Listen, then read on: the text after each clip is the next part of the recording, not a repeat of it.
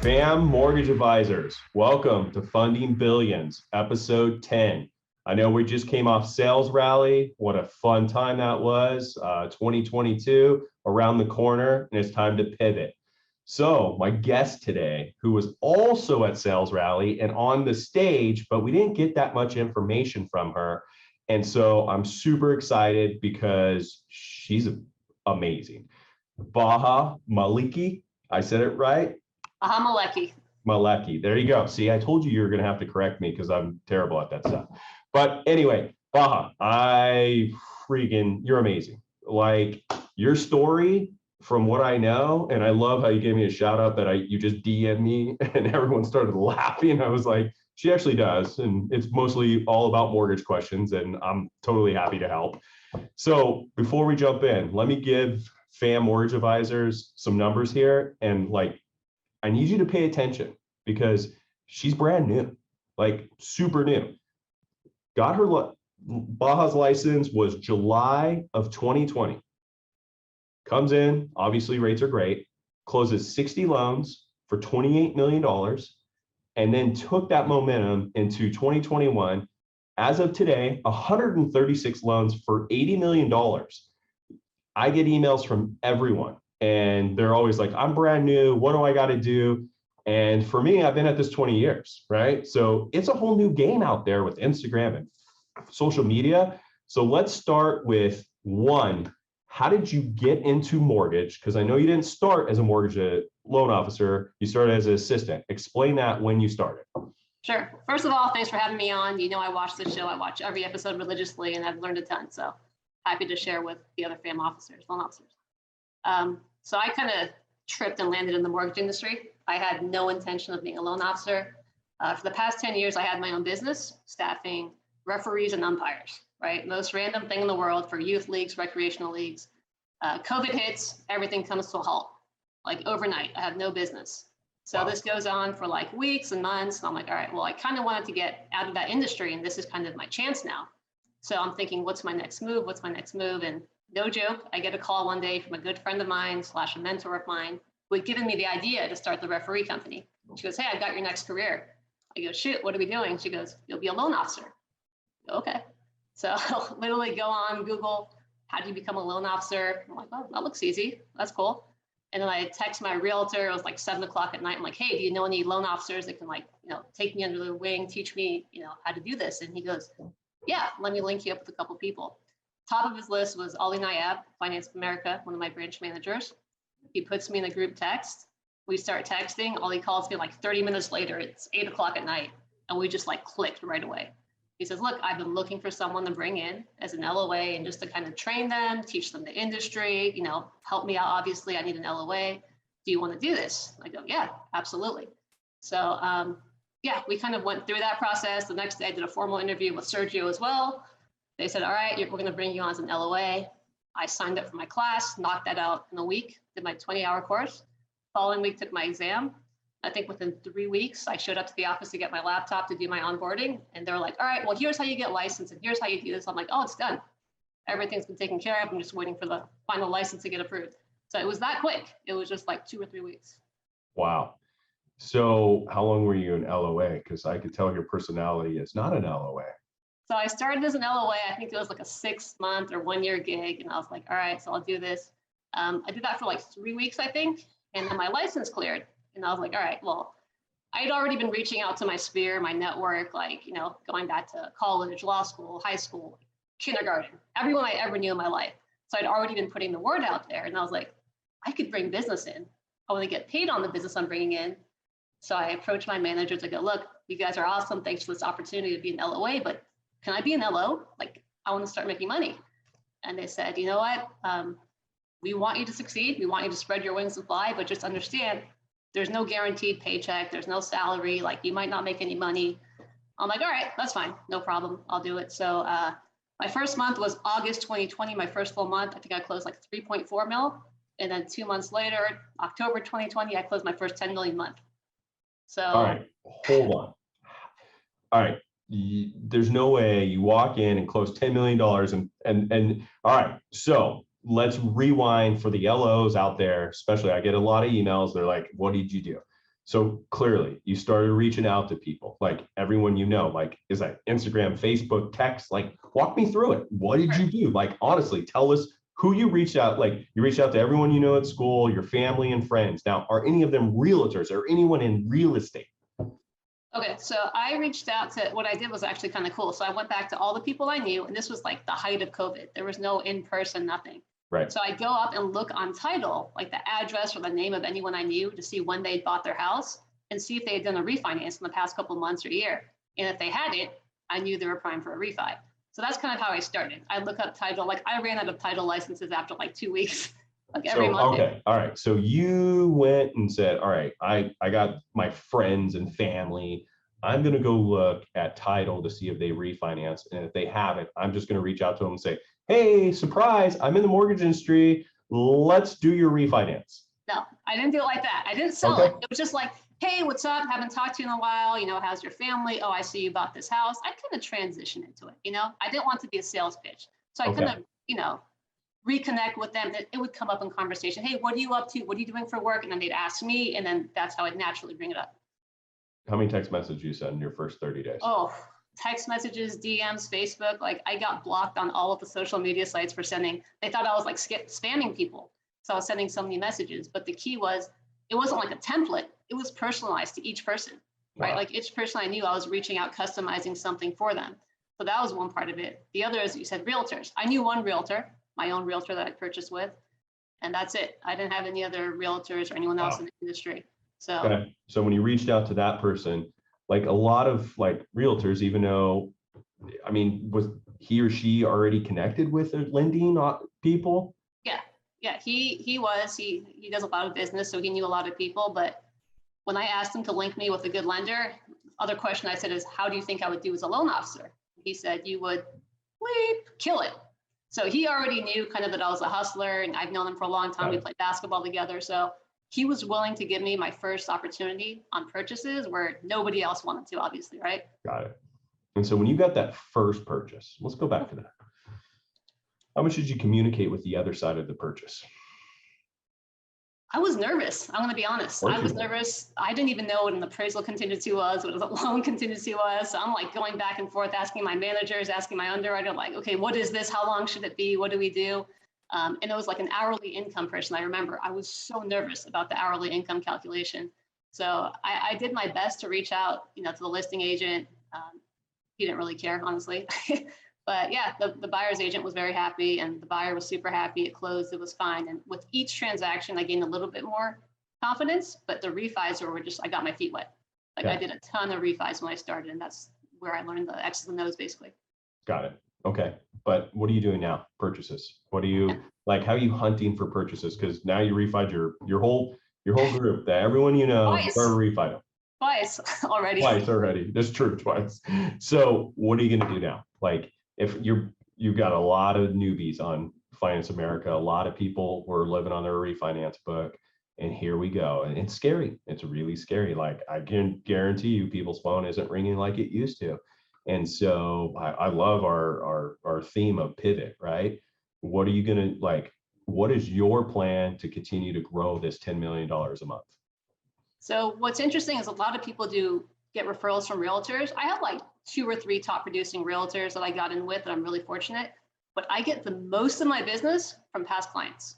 Okay. So I have past clients sending me referrals that want to buy, that are coming with a realtor already that wants to use their preferred lender, but they're hearing how great of a job I did on their friend's purchase or their brother's purchase, sister's purchase, and they want to work with me. So I get a ton of referrals. I learned a lot about referral language when I started from a guy in our office, Matt Shaver. He said, every deal you close, you should be asking for 2 to 3 referrals. 100%. And I think if you're new, that's it. Like I started out with maybe 10, 15 people. From there, it grew and grew and grew and grew. And I counted the other day, one of my referral sources, who was a girl I went to college with, who I haven't talked to in, let's just say a long time. I don't even know how old I am, but she gave me, I did a refi for her, from her family and them referring and them referring. I've gotten 27 deals out of them. That's more than any referral. That's just her a bottle of champagne. I've sent her more than that. She's right. You take her out to lunch and dinner and be like, listen, one, you're my friend, so I'd rather just hang out with you than going to random lunches with realtors and asking for business. And by the way, you gave me more loans in a year than the best realtor ever could give me in 3 years. It's amazing. That's why it's like, it's not impossible to get in if you're new. If realtors don't want to give you a chance, I mean, they will eventually, and I'll share what I did to get in eventually, but you can use just clients, referrals, other people you know to get you referrals as well. It doesn't have to be. So what do you, and this is something like, you're never going to believe this. I actually don't ask for that stuff, but I'm so seasoned, like I don't have to. And when I was younger, I just didn't feel like, hey, do you know anyone? Like, there's a bunch of like mastermind events, and like Jeremy Forcier, he has like some letter, like a PDF that he sends to the clients and says, give me the next 3 people I can reach out and tell them you're referred by me. That's just not my personality. I don't do that. That's not that way. Tell me what do you do? Like, maybe I could pick up a tip from you, because I am kind of slowing down. My phone didn't ring in the last 10 minutes. So what should I do? First of all, turn your ringer on. That'll help. No, so I never do it like that. It's not a script. Okay. It's not like unnatural. It's, and this is kind of what Matt taught me. When you start out with someone, hey, you know what? I'm going to take care of you. I'm going to do X, Y, and Z. If we close, you're happy. You know, I'd appreciate if you tell a couple friends, coworkers, whatever it is. And then what I did in the beginning is I had them leave me reviews. So I think I've done probably 200 transactions. I have 160 reviews. I really ask people for the review, because that, when you're new, that really helps you. That's your track record, right? So I would have them go post on Facebook, hey, had a great experience with Baha, blah, blah, blah, and get referrals like that. Or go on Nextdoor, like just go on an app like Nextdoor, go on Instagram, you know, link me in there. That works. And people are super happy to do it. It's not embarrassing, and it's not like being pushy. If they don't want to, I don't make them, but I just bring it up, and they're always happy to do it. Get them a good closing gift, they'll definitely do it. Yeah. Did you get that? Where'd you get the closing gift idea from? This guy in FAM, I don't know, he does pretty well, but yeah, so I stole your idea, the Tiffany champagne flutes, and it's going really, really well. Any other tips or something, that strategies that you have going into this next year? Well, another thing that I did and I continue to do, and I don't know if everyone has the capacity, I close really, really fast. So when we were in that boom and no one can close in 30 days, I was doing like 17-day closes. And that was just kind of a result of having everything in the file before you even submit it. I mean, like VOE's in there. If it's like a remote work letter, it's already in there, credit inquiry letter, all that in there. And that's what got me in the door when it was like really, really competitive. And that's the only reason the realtor would work with you instead of the preferred lender. So that's, now that it's slowing down, I think I'm doing what you're doing. I'm trying to go towards flex. I'm trying to do some outside the box stuff that, you know, everyone could do, the conventional stuff, FHA, all that. But we need new products, which we now have at our disposal, that will kind of set us apart. And that's what we'll start focusing on. I love flex. I think I'm going to say it right now. I'm probably going to do more flex next year than I do jumbo. Like, I really think I'm going to do more flex than jumbo right now, even because the high balance loan limits are increased, right? But I just feel my market is, I'd say 40% of my people are self-employed, and we're already getting deals that were with major institutions, and they get their 2020 tax returns and no bueno, and they're already 2 weeks into escrow. And then I'm like, well, give me your bank statement. Let's look to see what you could go. And it's going to be massive this year. I think it's going to push us really over the top, and it's going to keep volume driving in. It's going to attract realtors to us. I think it's really like, this product is awesome, and you don't have to broker it, which is like brokering. I mean, I still broker some deals, some debt service ratio. Kate, if you're listening, when am I going to have my debt service ratio with lending to an LLC product? Then I have everything. But once I have that, I mean, it's game on. But I agree with you. I think that's like gonna be a pivot. Like, I don't like leading with product, right? You don't want to go, hey, by the way, I have a product. But reality is this: we have a product that no one else has. So, or we just do it a lot better and our rates are a lot lower. So that's something like, my wheels are spinning. How do I get more out? You saw my video the other day I did. I'm going to go after the realtors and target them for their own purchases. I think Daniel was on a Flex Team Today call, and he was talking about that. I was like, oh, you turkey, you're stealing my idea. So, right. But that's reality. All right, let's get back to you. What's the team look like? All right. So I'm like on the super team. It's kind of like the Brooklyn Nets, but we're actually good. You mean you can win the championship? We can win the championship without Kyrie. So yeah, when I started, I was an LOA, obviously. So I was on the team with my 2 branch managers. I've kind of stayed in that team, which is super cool. So I'm on with Sergio and Ali, who these guys, I can't say enough about them. They mentored me from the beginning. They taught me, I'd say always my X's and O's guy. He taught me how to execute, how to close a loan, how to move everything quickly. Sergio taught me the swag, how to talk to the clients and how to make them feel good about themselves and, talk to realtors and just, make everyone feel good in the stressful process. So I'm on with them. And then I've got, sorry to everyone else, but the best underwriter in not just FAM, but in the whole country. She's amazing. She's my human guidelines.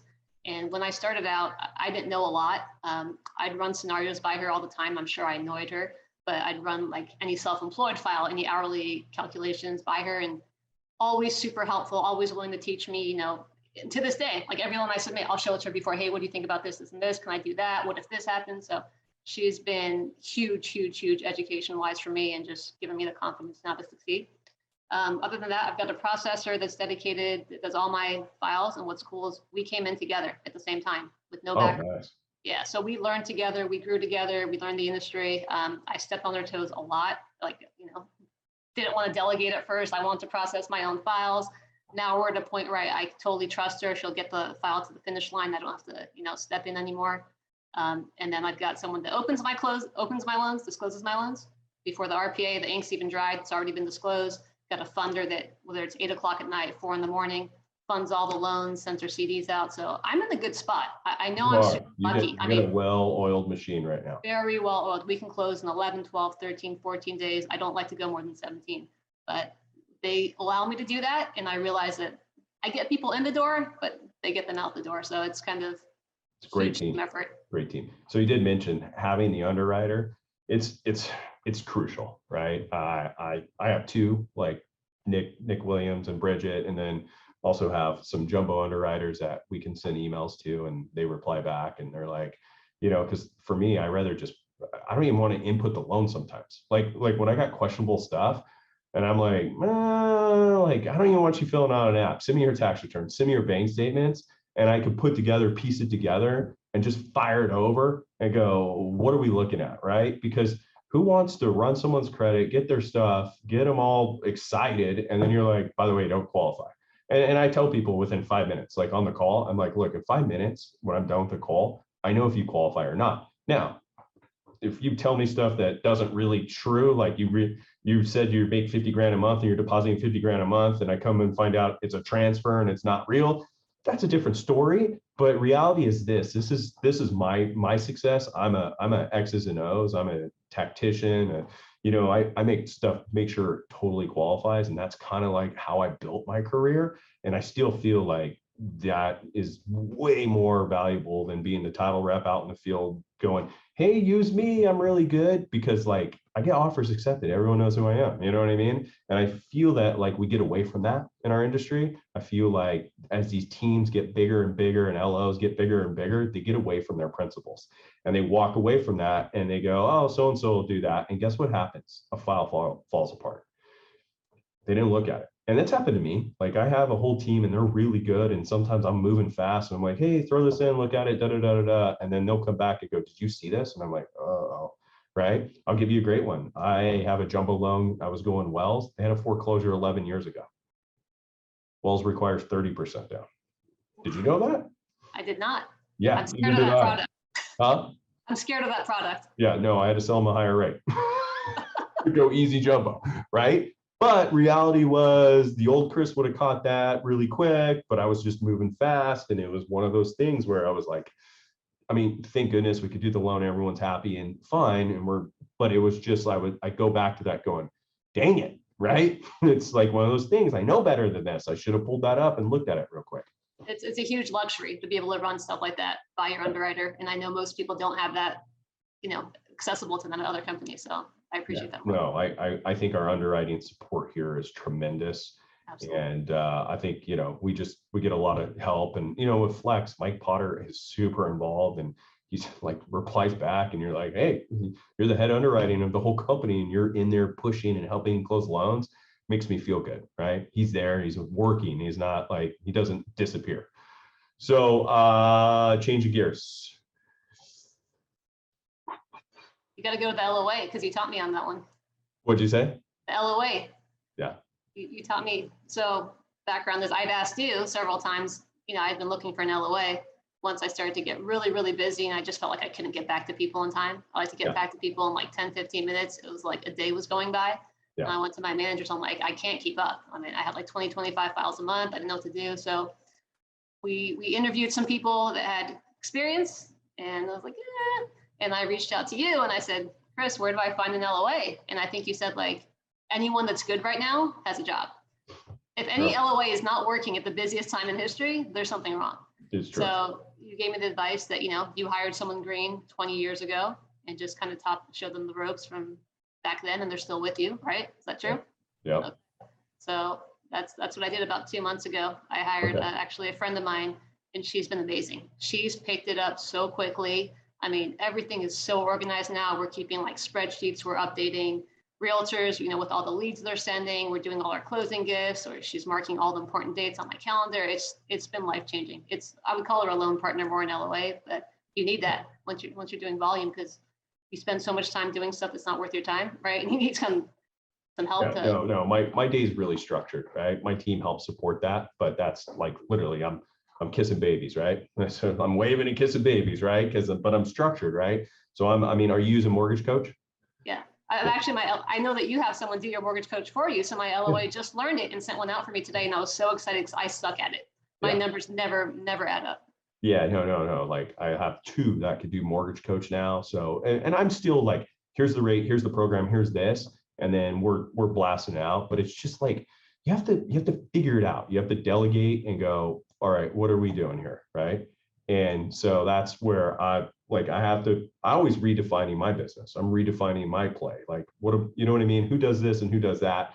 And it just helps. It helps like grow your business, and it helps you like, it's slowing down a little bit, but now I can come back and go, okay, what was I really good at? What did I suck at? What do I need to get better at? Right. And that's the cool part about this thing is you can do whatever you want, right? It's just the way, but you got to do it, right? You can't just sit back and just wait and hope that things change.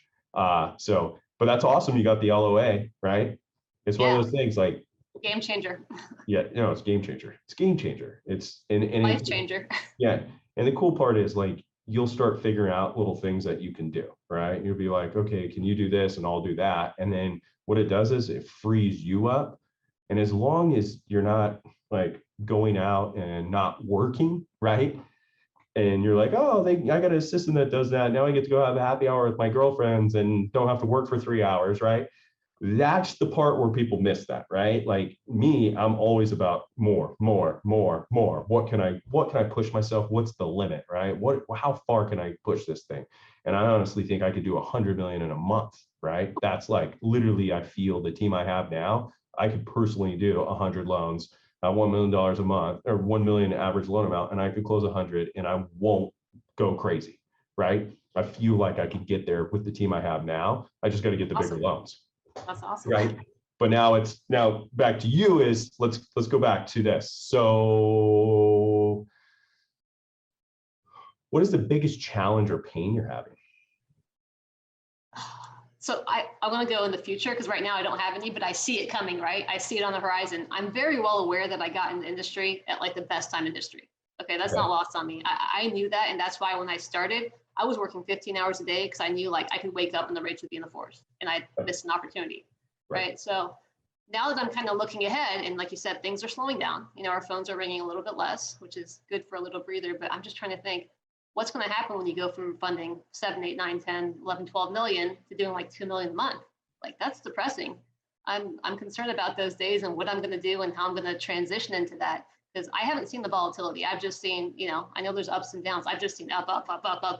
And I know the down's coming. I don't know when, but I know it's coming. And I just don't know. How do I prepare myself for that? Okay, I'm going to answer this. It's not going down unless you think it's going down, right? Like it's all mindset over matter, right? Like I'll give you an example. In 2000, I think it was 18. It was 18. July of 18, rates were 4.87 or 3.875. We saw rates go to 4.875 between July and December. You go pull the numbers that the people worked here. Go look at Sergio. Go look at everyone's numbers. They were bad. Like people were like, oh my gosh, the world's coming to an end. What do you think this guy was doing? 10 million a month. Killing it. till 10 million a month, selling 4.875, doing, back then I was brokering loans too. I was doing stuff like that stuff. Like that's all mindset. That's all BS. Like people need shelter. Okay. Think about this. People are always going to buy a house. People are always going to be in debt. They're going to do cash out refis. People are going to do stuff. People are going to buy investment properties. Like you just need more people, period. And that's all it is. And so like for me right now, I haven't really had to market or go out in the field. Well, guess what? I'm going out in the field. Like 3 months ago or 2 months ago, I like took 20 realtors bowling. I got a party December 7th. I got 77 realtors RSVP'd. I rented out a restaurant.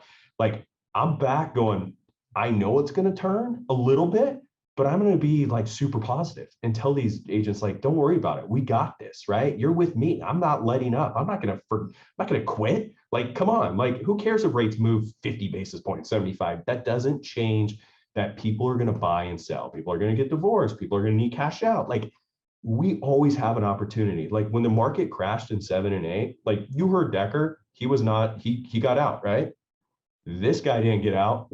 I sucked it up and went through that crap. But guess what? I still was funding 3 or 4 million a month in that market, right? And that was a real tough market, but I was like, it's all right here. Like I just was like, I refuse to lose, right? And I think you have that attitude. So instead of being like worried about it, you just need to work on like growing the empire and growing your referral sources. Yeah, it's going to slow down a little bit, but that gives you more time to spend with the clients. That's all. Right. And now, like when I used to be so busy, I have 5-10 minute interviews with clients.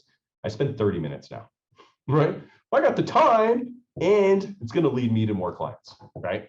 That's awesome. So let's see here. You have a coach? Anyone coaching you? Are you doing any outside coaching from the company? Nothing outside. I would just say Ollie and Sergio are my coaches and my underwriter, Sandy. Those are my coaches. Those are life coaches.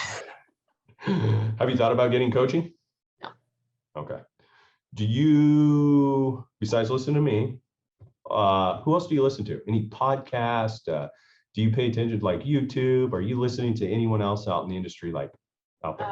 No, I follow Barry Habib, obviously. Okay. Reading his book right now. And I follow you and Brian Decker. Pretty much that's it. Cool. I follow Dave Savage a little bit on Mortgage Coach. He interviews LOs. And like I'll go through and follow, listen to a couple of them here and there. And I'm honestly, it like pumps me up in the morning. Like when I start listening to other LOs, even though I may do 10 times the amount of volume they do, but I'll listen to them and I'll be like, oh, that's pretty good, or that's good. And it's interesting. I was listening to one, I think it was Sheila Gifford, or I don't even know who she is, where she's at, but I was listening to hers about like cost of waiting, because I literally went to the barber before this and had him trim up my beard because I've never had a beard like this, and it was really long and gray.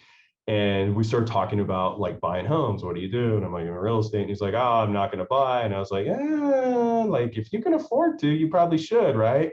And I was sitting there and I was like, man, how far do I dig into this guy, right? But it was one of those things where I'm like, I gotta have a script or something where I can come back to him and go, bam, here's your cost of waiting. And I watched hers and it was really good. And she wasn't using today's numbers. She was using like 14 and 15, year of 14 and 15, going back, showing what the value was and what rates were. And rates were very flat at that time, and showed what the person was missing out on. And I was like, brilliant. Because like everyone goes, look, we saw this huge COVID run up. And I feel like they're like, oh, this whole thing's going to come crashing down. I'm like, look, high end, I think it's going to slow down a little bit. But now that conforming loan limits are 960, 700, and people could put 5% down, anything under $1,030,000 is going to have 25 offers again starting January. So that's something that I think definitely, if I was you, start paying attention to more people, like seeing what they're doing, just so you could critique it. And if you like it, take it and use it. If you don't like it, flush it down the toilet. How about this? What questions do you have for me? Questions for you. What is you've talked about this a little bit, but I think my goal is to get bigger and bigger and do more and more and expand my team out more and more. But what more can you do? What do you have people doing for you to kind of minimize the number of hours that you have to work, or working 7 days a week, or working nights? Like, do you have someone doing stuff for you on weekends, doing after hours? Yeah, well, clearly you're missing some of my episodes. We talk about the weekend warrior, right? So I got a couple guys on, we rotate weekends. We just had lunch yesterday, and I'm like I took Thanksgiving. I was around, and I'm like, guys, I'll take Thanksgiving. I got freaking 7 loans, right? From Wednesday to Sunday. And I was like, you turkeys, you should have took this weekend, right? So that's one thing, is like having the team, like I need mental breaks. I cannot go 7 days a week all day. And plus I got kids and a wife, like I got a whole family. And honestly, I'm not trying to work like 80 hours. I try to work 45, 50, but I'm very, very like smart time management, really good with that stuff. But like on weekends, I have junior LOs that take turns, right? So your license, your LOA, I would highly focus on getting that person. I think you said it was she, your best friend, licensed, and then potentially having her answer emails and phone calls maybe on weekends so you can take a mental break, right? And then what was the other thing you were asking? Just what other pieces you have in your team that you think are kind of instrumental if you want to keep growing? I mean, not now, but if I get to bigger numbers, if I get to the hundreds and million numbers. Okay, so input. You got to have someone that inputs the loans behind the system, right? You got to have someone. So like I do all my stuff, iPad, take my notes. Do you input applications yourself, like Blaze? No. Input, do everything here, send them to 2X, they apply, and then I have an input person. I actually have 2, right? They get the file, they input it, run the credit, send it over to me, and build the file. I tell them from all my notes what we're doing. So then I jump into the file, review it real quick, look at the income, make sure everything's dialed in. And then if it's something I got to look at, I'll look at hard. But if it's work number W-2, I don't really have to pay attention because my team's pretty good at that stuff. Like they're like, hey, by the way, here's what I did with the income. And I'll share an email with you. I'll send you an email like, hey, by the way, this is what I did with the income. Chris, are you good with this? And I'm like, yes, it works. And then from there, I'll review it and then send it back to one of them, and they build the mortgage coach for me. And again, I'll go through 4 examples, fire it over to the client, jump on a call with them, get them all pumped and excited, send the pre-approval letter to them and the realtor. And then I go, this gets you in the house. Now, when you need that letter, because I don't want you using the same letter that was dated 2 days ago, 10 days ago, I want it to match the pre-approval letter, email me, and then someone's on call 24/7 on my email that replies back with the letter that matches. Okay, see, that's really cool, because what I learned through watching your show, and I do watch it, is just kind of delegating and streamlining stuff, because I used to work like 15 hours a day when I started. And it wasn't until I was like a year in, and I don't regret that, because I learned a lot. I learned like kind of doing some processing, what to ask for up front, all different angles of the loan. So I don't regret that. But what I learned is kind of being able to give up a little control, which was really difficult for me, as I'm sure it was for you when you started. Yep. But once you get the people in place, it's about being efficient, not working as hard, just working as efficiently and building that team around you. So that was the biggest takeaway I've gotten from your show so far. Good. And I talked about it on stage, right? When I said, man, Denise, I'm sitting there running to my office at a sales rally in 2012, inputting the loan, running credit, and she doesn't even know what our passwords and what our systems are, right? And I'm like, that was cool. Right? And I'm like, and that was just, now look at that, like fast forward 9 years later, or 10 years, we're going on almost 10 years now. Like those are like little things, but I do think like people need to do like you've got to go through the grunt work. You got to know what we're doing. But once you get to that point where you're 7, 8, 9 loans a month, that's when you should double, right? Because you're having referrals enough coming in to do 7 to 9 loans a month. That means you're doing a good job. What you're doing is you're drowning. You're drowning because you're so much into data and pushing that that's when you go, okay, I need to level up. And then from 7 becomes 18 loans. And then from me, 18 became 25. Then 25 became 40, and 40 became 60 one time, right? And now I sit there and go, remember who you're talking to. Like, how do you remember all your clients' names and who was who? Every day I look at review it. Like I go on, I got the Excel spreadsheet, pull it from Byte, and we just go through every day, every morning. It's part of my routine. We just go through each one. And what gets hard is text message. Like if you don't save their number, and you're like, and then I'm like scrolling back up going, oh, who is this again? And then sometimes I'll email Jacob on my team. He's kind of like an LOA. He helps me with a lot of marketing and stuff. And I'm like, hey, who's this phone number? And he's like, oh, it's so-and-so. And then I'm like, okay, I better You have to save it. save that right away, right? Yeah, no, I try to save Who it. is that? Yeah. What's so funny is though, because I work in my office, I use my landline a lot. Like old school. I don't use ear pods. I don't like the phone, like old school with the cord, right? I'm so silly about that. And so a lot of my calls are coming out and going out that way. Yeah. And so I don't have the opportunity to save them on the cell phone. But if they call me on my cell phone and start texting, I'm really good at it. But a lot of times I've had the same phone number for 20 years. So my office line. So that's hard. Anyway, but I mean, anything else you can think of? Let's just Yeah, one more question for you. So after you close, and we talked about this in Sales Rally, after you close a client, what's your follow-up like? How do you kind of keep in touch? Do you keep in touch? Do you go back to them at intervals? Good job. So after they fund, there's like 100 emails that go to them, right? No, I'm just kidding. Like, processor, congrats. I send them a congrats. What I want to start doing is I'm going to text them like, hey, can you do a review? But I don't know. I got to figure that out. But what we'll do Does is automatically go out? yeah, I think there's this like the review. I don't know, the Experian.com. Experience.com. Yeah. Yeah, I never logged on to any of that stuff. I was old school. Like, hey, if they write a review, they write a review. I just started signing up for it, but I've only gotten one, so clearly it's not working. I better do something better about that. But so no, the answer to your question is, so we'll follow up and make sure they set up their mortgage payment. So they get an email. We used to customize an email ourselves, send them the first mortgage letter, and do that behind the scenes, my LOA way, right? And that was really helpful. And then they always had questions, and we're just kept following up with them on that. And so that's stuff that like you want to make sure it's not transactional, like, hey, peace out, get out of here. I want to make sure they're cool. And then you check in on 1 month. And then what we do is we check in like on the January 1st, I told you I send them their closing statement from the previous year. And then we try to do like, hey, do you guys want to set up, what are your next mortgage goals or your future investment goals, and set up calls in January because it's usually not as busy as then. And I try to just have a call with them.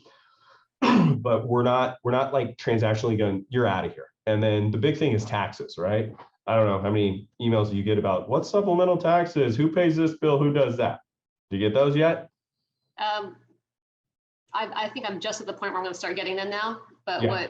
To get ahead of that, now I've got my LOA. She sends out an email when we close, like, hey, you will get a supplemental tax bill. Here's what it means, and here's where you sign up for your first mortgage payment. Now we do a whole list. You're doing that. You're doing that. Okay. Just started though. I wasn't doing that before. So yeah. No, you gotta be on that. I mean, like I literally have a review that was the guy wrote, and he's like, I think he closed in March, and it was like the last review I got. And I think it was from Experian.com because they reached out to everyone. And he's like, yeah, this guy followed up with me to make sure I made my mortgage payment, make sure I paid my property taxes, and da da da da da. And he's like, he's amazing, right? And I was like, you got to do that stuff because it's one is this is the biggest purchase they ever make, right? Or refinance. But if you just go, hey, by the way, peace out, call the 800 number, don't call me anymore, we're done, you're done, right? And so it's one of those things like I want them to feel comfortable coming to me. Like I get so many text messages like, Chris, do I make this bill? What do I do? And I have no problems helping them because I actually enjoy that. I'm like, it is building connection with them. So one, like they're going to come back to me, right? They're not going to go to Quicken or, these other places that are like, sorry, call the 800 number, or hit pound and 16 for the right department. You know what I mean? And I think you're doing it right. I think you need to continue doing that. It's not perfect, but I think that's something that all of us need to do is make sure they set up their mortgage payment, make sure they know about taxes and insurance, and go from there. Perfect. Cool. Cool. Just one thing I want to tell all the new LOs out there, because I had quite a few approach me at Sales Rally and just kind of asking me. The coolest thing about this industry is literally the sky is the limit. I mean, your production is directly correlated to how hard you work, right? How cool is that? You could make whatever you want to make. There's no rule that you can't make money your first year. You can't produce, huge numbers your first year, and you should sit back and wait. Like, get after it, just come out the gates firing, reach out to everyone, just work hard. That's all it is. It's literally just working hard and having good people skills, connecting with people, things that make you memorable. I just throw in one last story because I love this one. I had a guy that I refied when I first started, and he was so slow. Like it would take him like a week to send me each document. And I'm just trying to close. I'm like, you're so slow. Like, can you send me your stuff? He goes, oh, slow down, just smell the flowers, relax. So it ended up being like a 40-day refi. And when we closed, I got a trophy made for him that said his name and slowest refi ever. And I sent it to him. The guy loved it. He called me. He was like almost crying. He's like, I've always wanted a trophy my whole life. I put it on my mantle above my fireplace. Like, this is the greatest thing I've ever got. He loved it. And I got referrals out of like a $10 trophy. So That is pretty little good. touches, and sky's the limit. That's basically all I want to say. Baha, you're awesome. You're an inspiration to Finance America, inspiration to me. Like, you come on and threw down $80 million.